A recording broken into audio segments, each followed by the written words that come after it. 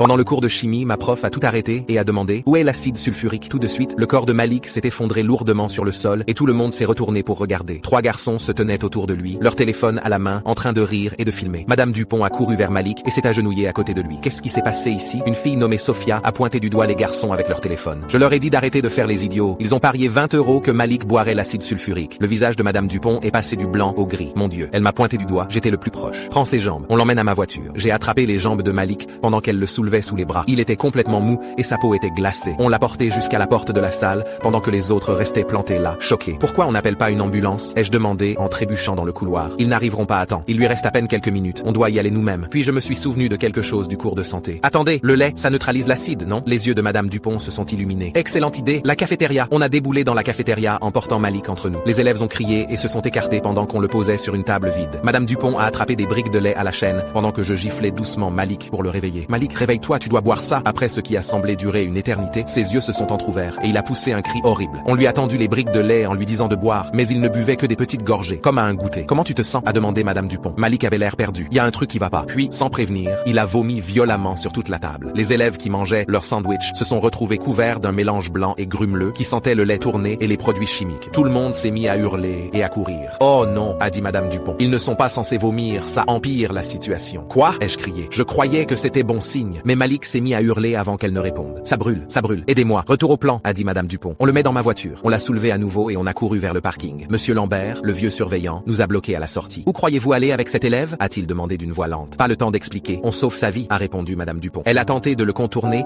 mais il s'est remis devant nous. Vous ne pouvez pas emmener un élève sans l'autorisation du principal. On n'a pas le temps pour ça, a dit Madame Dupont, puis elle lui a mis un coup de pied dans l'entrejambe. Monsieur Lambert s'est effondré en gémissant et on a couru jusqu'à sa vieille Honda Civic. Elle conduisait comme une folle, grillant 3 feux rouges et frôlant un facteur. Malik gémissait à l'arrière pendant que j'essayais de le maintenir assis. Quand on a freiné devant les urgences, 2 infirmières attendèrent déjà avec un brancard. On vous attendait, a dit l'une d'elles en le chargeant sur la civière. Madame Dupont avait l'air perdue. Comment ça, vous nous attendiez? Les garçons ont appelé le 15 juste après qu'il ait bu. Ils ont tout raconté et ont dit que vous alliez sûrement l'amener. Le visage de Madame Dupont est devenu écarlate. S'ils ont appelé, pourquoi vous n'avez pas envoyé une ambulance? L'infirmière avait l'air gênée. On a cru à une blague. Les jeunes appellent souvent en disant que quelqu'un a bu des produits chimiques pour un défi. On a cru que quand ils ont rappelé en pleurant. Ils ont emmené Malik en urgence et lui ont vidé l'estomac. Le lait avait ralenti les dégâts, mais le fait de le vomir avait brûlé encore plus son œsophage. Malik a passé 2 semaines à l'hôpital, mais il a survécu. L'école a viré Madame Dupont pour avoir frappé Monsieur Lambert et emmené un élève sans autorisation. Ça a fait un énorme scandale parce qu'elle avait littéralement sauvé la vie de Malik, mais violé le protocole. Madame Dupont et la famille de Malik ont porté plainte contre l'hôpital pour ne pas avoir réagi à l'appel d'urgence. Ils ont gagné des millions puisque l'hôpital a reconnu qu'ils auraient dû envoyer de l'aide immédiatement. Madame Dupont a pris sa retraite à 35 ans et Malik,